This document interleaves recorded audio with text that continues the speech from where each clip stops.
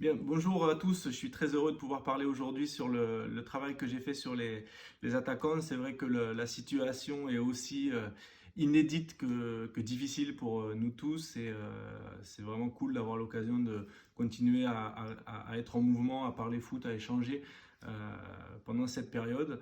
Donc déjà, dans un premier temps, merci à la CEFF pour son initiative, pour l'organisation de ces échanges qui sont top et qui nous permettent à tous de continuer à échanger et à partager. J'ai vu beaucoup de choses sur les réseaux sociaux, beaucoup de gens qui partagent leur travail puisqu'on a tous beaucoup de temps pour les lire et en faire de nouveaux. Je vais décider de faire un petit peu pareil et je vais partager avec vous une partie de mon travail sur les attaquants que j'ai mené ces dernières années. Bon, bien sûr, en 20 minutes, je ne peux pas tout partager, puis il n'est pas forcément question de tout partager, mais l'idée, c'est de pouvoir vous donner quelques éléments qui pourront alimenter aussi à la fois vos réflexions personnelles et les échanges qu'on aura tout à l'heure en interactif, d'autant que, bon, bien sûr, c'est une vision, j'ai bien dit une vision, c'est la mienne. Elle n'est pas forcément meilleure qu'une autre, mais elle s'appuie sur mes années de recherche. Je vais vous en parler un petit peu plus sur ce que j'ai vu aussi voilà, dans les divers clubs et puis ça s'est construit aussi avec les échanges que j'ai eus en participant à la cellule attaquant à la Fédé avec Lionel Rouxel, avec les anciens joueurs professionnels qui ont aussi apporté leur expérience. Donc l'étude en elle-même, elle s'articule sur on va dire trois parties. Le premier, l'analyse la plus quantitative, elle s'appuie vraiment sur une étude sur les 5 grands championnats, donc France, Allemagne, Angleterre, Italie, Espagne, les premières divisions et sur tous les joueurs qui ont marqué plus de 5 buts dans ces championnats. À partir de là, je me suis appuyé sur les données de Instat et j'ai pu tirer des informations assez intéressantes. Bon, là, ça représente 246 joueurs, ça représente plus de 15 000 tirs. Donc il y a quelque chose de très quantitatif et de très vaste qui donne une idée aussi sur une harmonie européenne en tout cas, parce qu'on va se rendre compte que quel que soit le niveau, les statistiques, enfin, certaines statistiques sont malgré tout très proches. Puis quand il a fallu aller un petit peu plus dans le qualitatif, bien sûr, j'ai pas les moyens de l'intelligence artificielle, donc je suis resté sur des échelles beaucoup plus petites.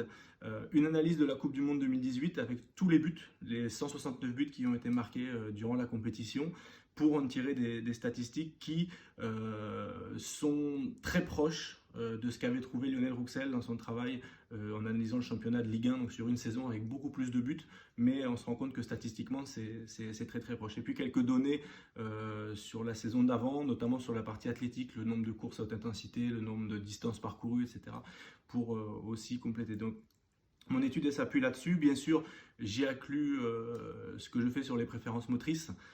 C'est toujours un apport et je vais en parler d'ailleurs un tout petit peu au milieu voilà, au milieu de l'étude et du partage de mon étude. Donc il y aura 3 temps. Le premier temps, ça va être de parler un petit peu de comment sont marqués les buts. Le deuxième temps, on va parler un petit peu de la technique individuelle de l'attaquant et de la vision que j'ai de la technique individuelle de l'attaquant. Et puis, dans un troisième temps, essayer de faire la transition entre ce qu'on a vu sur le terrain, enfin sur la théorie plutôt, pour aller la transmettre sur le terrain. L'idée, c'est d'être le moins théorique possible. C'est-à-dire qu'on va se servir de la théorie, mais la théorie, elle va être à partir du terrain. Et l'idée, ça va être de très vite y retourner pour qu'on puisse vraiment rester le plus pratico-pratique et ne pas être dans trop de concepts intellectuels, même si parfois il en faut, et je m'appuierai un petit peu dessus au milieu pour enrichir un petit peu le travail. Alors, l'idée, c'est de se rapprocher de la réalité, donc d'analyser ce qui se passe réellement. Donc, moi, comme je travaille plus souvent avec les clubs professionnels, l'idée, c'était d'axer mon étude sur le niveau professionnel, mais je donnerai tout à l'heure une astuce aussi pour peut-être essayer de voir comment ça se passe au niveau amateur. Parce que l'idée, c'est d'essayer de trouver les exercices qui, après, se rapprochent le plus de la réalité. Tout simple, vous prenez votre équipe, vous prenez les 10 derniers buts que vous avez en tête, alors faites-le maintenant parce que plus le temps passe et plus le dernier match remontera à dans longtemps. Et puis vous réfléchissez où est-ce que dans la surface ça a été marqué, combien de touches il y a eu, quelle distance était le joueur par rapport à son adversaire direct, le premier, ou par rapport à son partenaire, pour essayer de configurer, de voir ce qui se répète, pour pouvoir créer des exercices qui vont être le plus proche possible de votre réalité de match. La différence entre les niveaux, c'est toujours l'espace et le temps. C'est-à-dire que plus on monte de niveau, et même dans les compétitions de haut niveau, plus on avance vers la finale, moins on a d'espace, moins on a de temps. Donc après, forcément, quand on est au niveau départemental, souvent les situations sont assez identiques, mais avec plus d'espace et plus de temps. Donc là où peut-être à haut niveau, on ne fait qu'une touche de balle, peut-être qu'un peu plus bas, en régional, on peut faire 2 touches de balle. Enfin voilà, c'est ce genre de questions qu'il faudra se poser. À haut niveau, mais c'est assez proche de ce qui se passe en amateur. Ce qu'il faut savoir déjà, c'est que plus de 80% des buts sont marqués dans la surface de réparation. D'accord. Donc, si on se dit que les buts sont marqués dans la surface de réparation, on a tout intérêt, quand on fait des spécifiques attaquants, à déjà se placer dans la surface de réparation. Mais si on se place dans la surface de réparation, il y aura beaucoup plus de buts à l'entraînement. Donc c'est aussi anticiper, notamment avec les gardiens de but, pour leur dire, attendez les gars, aujourd'hui, les arrêts ici, là, ils vont être beaucoup plus durs à faire. Mais chaque arrêt que vous ferez, c'est l'arrêt qui fera gagner le match. Donc de bien spécifier dans le contexte qu'on travaille pour nos attaquants, que les gardiens de but, ben, eux, ce sera plus difficile, mais c'est aussi challengeant, c'est intéressant pour eux. Et comment dire, par rapport à ça, de pouvoir travailler là où ça se passe vraiment en match. Un autre critère, c'est que plus des 3/4 des buts sont marqués à une touche de balle. Donc, quand on aménage nos situations de finition, on a intérêt le plus souvent possible à aménager des situations qui vont être marquées en une touche de balle. Bon, ça ne veut pas dire qu'il faut le faire tout le temps, hein, mais ça veut dire que la réalité du terrain, elle est là et qu'on a intérêt à s'appuyer dessus. Si après, moi, mon travail, ça a été de creuser encore plus et de zone par zone, essayer de voir un peu ce qui se répète et qu'est-ce qu'on peut tirer comme enseignement quand on travaille par rapport à ces zones-là. Donc là, je propose qu'on se concentre sur la zone 2. La zone 2, c'est la zone entre les 5,50 et le point de pénalty plein axe. Pourquoi? Parce que c'est la zone où il y a le plus de buts marqués. Dans cette zone-là, déjà 78% des buts sont marqués à une touche de balle. Donc si on travaille à un moment donné la finition par ici, c'est là où le plus de buts sont marqués. On va travailler majoritairement une touche de balle. 80% des buts sont précédés d'un effort court. Ça, je vais revenir dessus après, mais c'est fondamental. Je vais revenir dessus juste après. 39% des buts sont marqués de la tête. Et oui, le jeu de tête, on l'oublie énormément, alors que un tiers des buts quasiment sont marqués de la tête, à haut niveau en tout cas. Et plus la tendance sur la Coupe du Monde et sur les compétitions telles que la Champions League, c'est que plus on avance vers la finale, plus le nombre de buts marqués de la tête est important. Donc, de toute évidence, ça, c'est le parent pauvre du foot, et notamment chez les attaquants, le jeu de tête. Donc, très important de pouvoir le développer avec le jeu de tête pour marquer. 68% des buts dans le jeu, 48% des passes D en une touche. Donc une passe décisive sur 2 et en une touche. Donc ça veut dire qu'on est souvent sur une action de jeu à 3. Donc c'est aussi intéressant de pouvoir prendre ça en compte, sachant qu'en plus, quasiment 2/3 des passes viennent latéralement, viennent des côtés. Donc comment aussi on aménage notre exercice pour que ça corresponde à cette réalité-là. Voilà, donc l'idée, bien sûr, c'est un peu plus poussé, mais c'est de se dire, ok, dans cette zone-là, comment sont marqués les buts? Qu'est-ce qui se passe réellement en match? Voilà des éléments. Je vais un petit peu plus sur l'idée du travail athlétique avant de marquer. C'est vrai que souvent, quand on fait du spé attaquant, on se concentre que sur le geste technique et on ne met pas forcément une intensité réelle ni d'effort athlétique avant. Or, dans la réalité du match, on se rend compte que presque 80%, parce que 79% des buts, lorsqu'ils sont marqués, il y a un effort athlétique juste avant. Alors l'effort athlétique, le plus souvent, c'est un saut.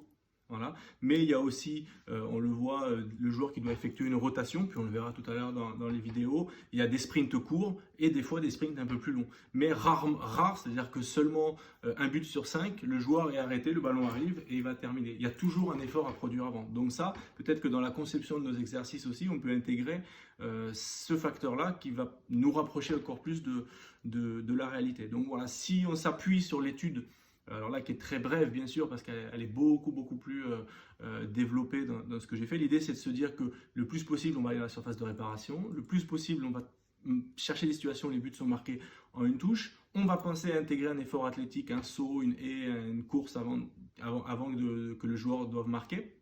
On va penser au jeu de tête, ce qui est très important, et puis on va essayer dans tous les cas le plus possible toujours de se rapprocher de la réalité. Alors moi ce que je vous propose aussi, c'est de regarder donc cette vidéo avec, mais je vous laisse regarder, un joueur que vous connaissez. Alors c'est pas forcément un attaquant, mais bon c'est un beau geste d'attaquant déjà, puis c'est un joueur que vous connaissez bien, donc je l'ai mis, Kevin De Bruyne. Donc si on analyse un peu cette action, d'accord, ce qui est fondamental, si on se centre sur lui, et on essaye d'analyser un petit peu comment ça se passe et ce qui se passe. Le joueur est situé dans un contexte, d'accord? Dans ce contexte, le joueur va avoir une perception de son contexte. D'accord? Ce qui est important à comprendre, c'est que la perception, c'est la manière dont on va se projeter dans son propre environnement. D'accord? C'est l'exemple que je prends souvent, c'est-à-dire je suis à côté d'une vieille dame, à côté de la route, les voitures passent, et le piéton, le feu est rouge, donc on n'a pas le droit de passer. Mais on est tous les deux des gens pressés, donc on a envie de traverser cette rue. La voiture suivante, elle est à 200 mètres et puis il roule à 50 km/h.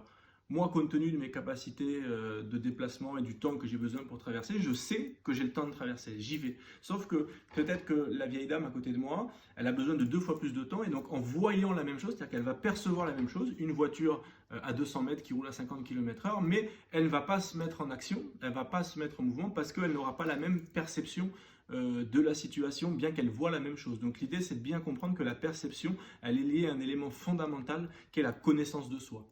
Et donc, il y a un triptyque entre la perception, le contexte et la connaissance de soi. Donc, par rapport au contexte et par rapport à ce qu'on connaît de nous-mêmes, on va percevoir une possibilité ou non, là en l'occurrence, de prendre une frappe au but. Donc, une fois que De Bruyne voit, en se connaissant lui-même, que là, il est capable, lui, compte tenu de ses capacités techniques, de frapper, alors une intention va venir. L'intention, c'est de se dire, ok, maintenant, je veux marquer. Et pour marquer, le corps va déclencher une réponse motrice. D'accord?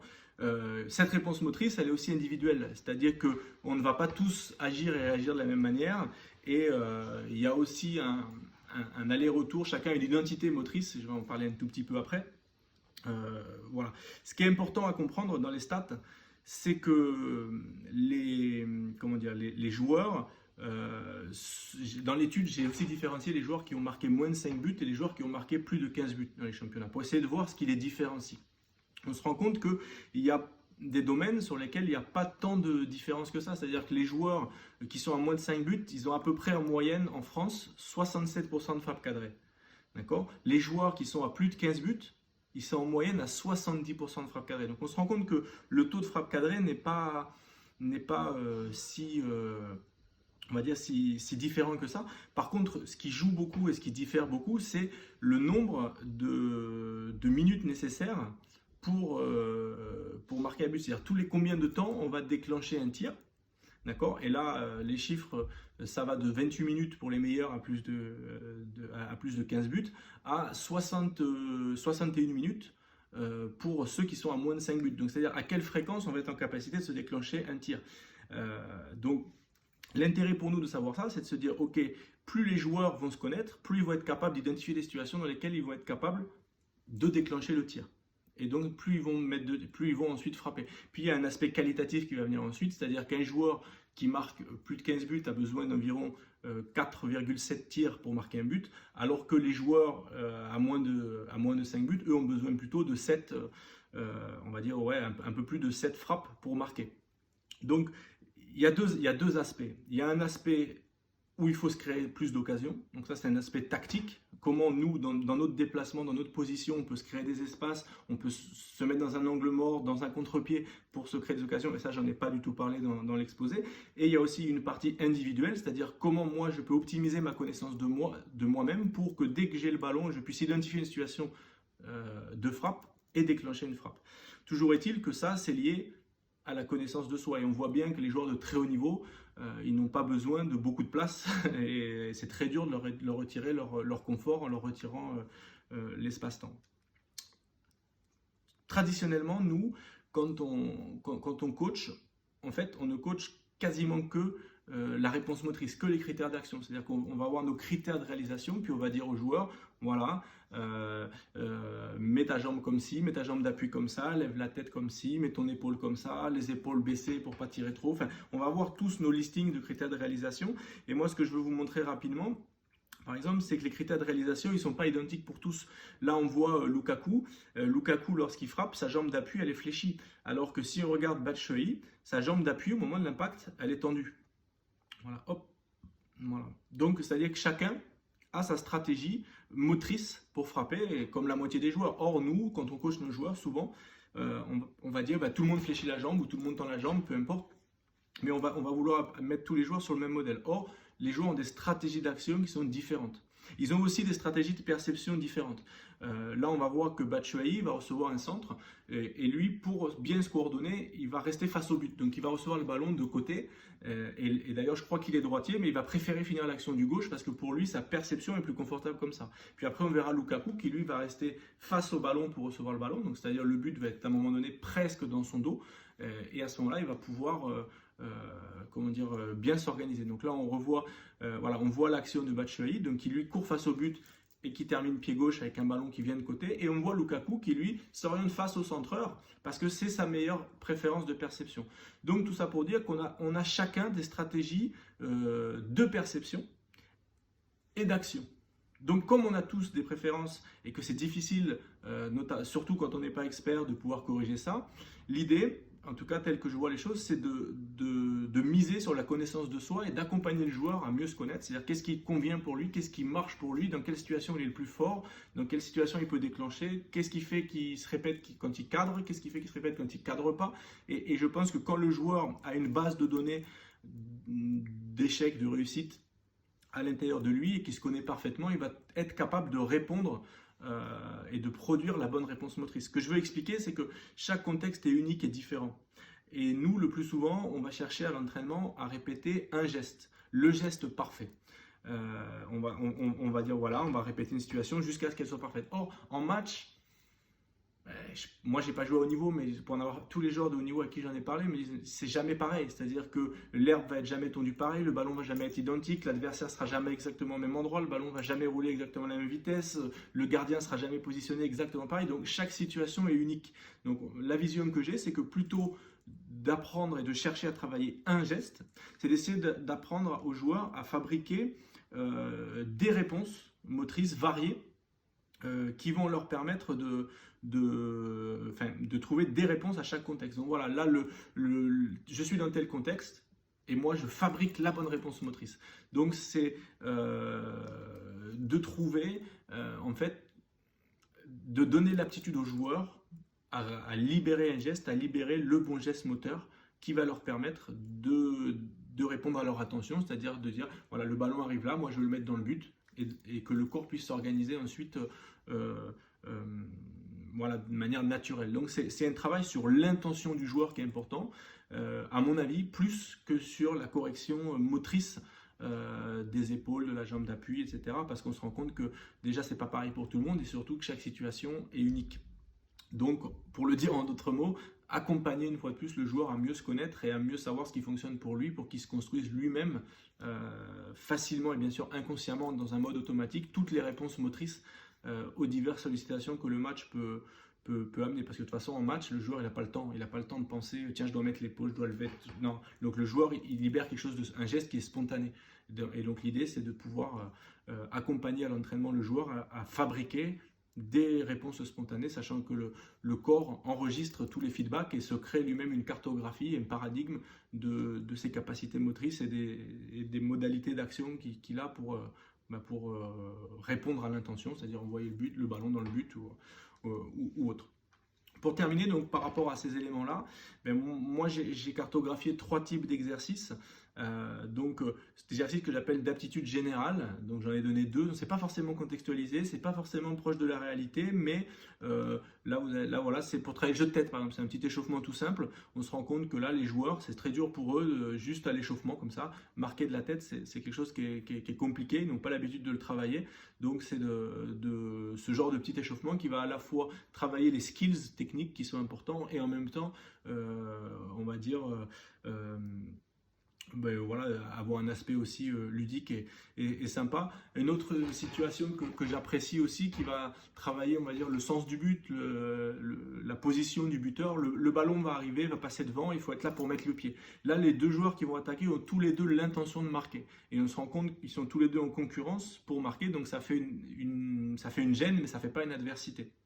En tout cas, il n'y a pas deux intentions contraires. Il n'y en a pas un qui cherche à attaquer, l'autre à défendre. Les deux cherchent à attaquer, mais comme ils ont la même intention et qu'ils cassent le ballon, ils se gênent.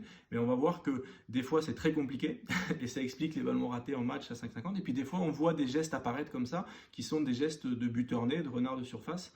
et alors pas celui-là, c'est sûrement celui d'après, où là on va développer aussi ce qu'on attend de l'attaquant, c'est d'être capable d'être un renard et d'être là dans les moments, voilà, c'est là, dans les moments où vraiment ça compte, hein, et voilà, et où il n'y a pas beaucoup d'espace, où il n'y a pas beaucoup de temps. Donc c'est un premier type d'exercice. Le deuxième type d'exercice, c'est le développement des habiletés techniques, et là pour moi c'est axé sur la connaissance de soi. Donc comment on va accompagner le joueur à mieux se connaître. Là dans cet exercice, je donne l'exemple comment dire, de la prise de balle. C'est-à-dire que les joueurs vont devoir faire une fois une prise de balle en direction du but, d'accord, et une fois une prise de balle avec un angle à 90 degrés pour finir. Et on se rend compte qu'à chaque fois, il y en a un qui marche pour certains, qui ne marche pas pour d'autres. Et même, voilà, donc lui, deux fois quand le ballon il fait sa prise vers le but, il y a but. Et là, il va faire une balle avec angle. Et les deux fois où il met prise de balle avec angle, il ne marque pas. Donc c'est des exercices comme ça qui vont permettre aux joueurs de construire ce qui marche pour lui et ce qui ne marche pas pour lui, et de mieux se connaître ainsi, voilà, donc de manière inconsciente, mais c'est le coach qui guide un petit peu et qui crée un environnement de manière à ce que le joueur puisse se connaître le mieux possible. Et puis enfin des exercices contextualisés, il y a des exercices qui vont ressembler à des choses qui peuvent arriver en match, alors pas forcément sur la source de balle au départ, mais par exemple vous voyez le joueur qui va courir, c'est-à-dire que le passeur va courir après dans les 5,50, et puis des fois il peut jouer un deuxième ballon. Ça peut être là des intensités qui sont rapides, c'est-à-dire qu'il y a un sprint, il y a un but en une touche de balle, donc c'est dur pour les gardiens, mais ça correspond un petit peu à une réalité de match où l'attaquant doit vite prendre l'information, d'où est placé le gardien, de comment, voilà, et puis de comment bien faire pour marquer le but. Et là, on se rend compte que les gestes, il y a une intensité qui est très élevée, et les gestes, ils sont assez réalistes, et il y a des très beaux buts, puis aussi quelques gros ratés, parce que les joueurs n'ont pas forcément l'habitude d'être sollicités voilà, on va dire, à cette intensité-là. J'ai oublié de dire, tiens, j'ai un autre exercice contextualisé. Ah oui, ça c'est pour la prise d'info, c'est-à-dire que sur la perception, mais je demande aux joueurs, je demande à un joueur qui ne défend pas, mais qui donne juste une indication, et de rester à une position, et donc le centreur et l'appel doivent être faits en conséquence. C'est-à-dire que là le joueur s'arrête, il y a un espace dans le dos, donc il va y avoir un centre profond et un appel profond. Mais sur la première situation, le joueur s'était accompagné, le défenseur accompagné, il fallait plutôt chercher une situation en retrait, et que l'attaquant du coup se positionne aussi pour faire un appel en retrait. Donc l'idée c'était que les deux puissent avoir une perception commune de la situation, c'est-à-dire quel est l'espace à attaquer, et plutôt que de faire quelque chose de pas réaliste, j'aime bien mettre un joueur, moi, qui va donner une indication réelle, même si on lui demande de ne pas défendre. Mais l'idée de mettre un joueur, ça va être d'habituer le centreur et l'attaquant, tous les deux à regarder au même moment les appuis du défenseur, par exemple, là en l'occurrence dans cette situation-là, et de trouver et de déduire par une lecture commune de la situation quel est le bon espace, quel est le bon appel, et quel type de centre il faut faire.